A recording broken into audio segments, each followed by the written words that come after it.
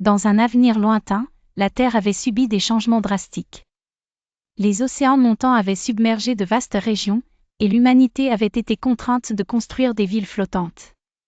Parmi elles, la ville des Échos se tenait majestueusement, une métropole de verre et d'acier. La ville des Échos était renommée pour sa bibliothèque numérique incroyable, un vaste dôme où tout le savoir de l'humanité était conservé. Les habitants, appelés échoïtes, utilisaient des implants cérébraux pour accéder instantanément à cette information, mais cela avait un coût. Chaque connexion au réseau entraînait une perte de souvenirs personnels, effaçant lentement l'identité des échoïtes. Mira, une jeune archiviste, refusait de se connecter, préférant lire des livres anciens pour préserver la mémoire des générations passées.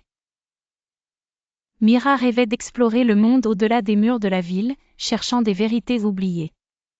Un jour, elle découvrit un ancien livre racontant l'histoire d'une civilisation en harmonie avec la nature, et décida de déchiffrer ses indices.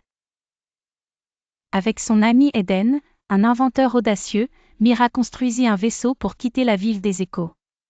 Ensemble, ils naviguèrent à travers des mers tempétueuses, affrontant des tempêtes et des créatures marines mystérieuses, renforçant leur détermination. Après de nombreuses aventures, ils atteignirent une île cachée, couverte de végétation luxuriante et de ruines anciennes. En explorant, ils découvrirent des hologrammes projetant des scènes de la vie quotidienne des anciens habitants. Les hologrammes racontaient l'histoire d'une civilisation qui comprenait l'importance de l'équilibre entre technologie et nature. Une tempête soudaine frappa l'île, et Mira et Eden cherchèrent refuge dans une grotte où ils découvrirent un artefact ancien. L'artefact, une sphère lumineuse, connecta Mira au monde, lui révélant l'histoire de l'humanité et son potentiel futur.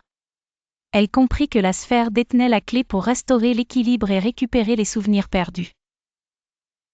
Émergeant de la grotte, ils réalisèrent que la tempête avait détruit les ruines, mais l'artefact était intact. Ils décidèrent de le ramener à la ville des Échos pour partager leur découverte, malgré l'opposition des échoïtes. Mira organisa une réunion publique pour discuter de son voyage et de la nécessité de redécouvrir les liens avec la nature. Elle proposa d'intégrer la sphère dans leur système pour préserver les souvenirs et l'identité des échoïtes. La sphère agirait comme un catalyseur pour éveiller la conscience des habitants, leur permettant d'apprendre du passé tout en avançant. Après des discussions intenses, les échoïtes acceptèrent d'essayer l'expérience. L'artefact fut activé, et une lumière brillante inonda la ville. Les habitants ressentirent une vague d'émotions, revivant des souvenirs perdus et redécouvrant leur connexion à la Terre. La ville des Échos apprit à équilibrer technologie et nature.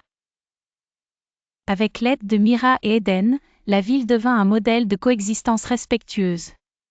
Les échoïtes durent apprendre à vivre en harmonie avec le monde qui les entourait, embrassant leur histoire tout en forgeant un avenir radieux.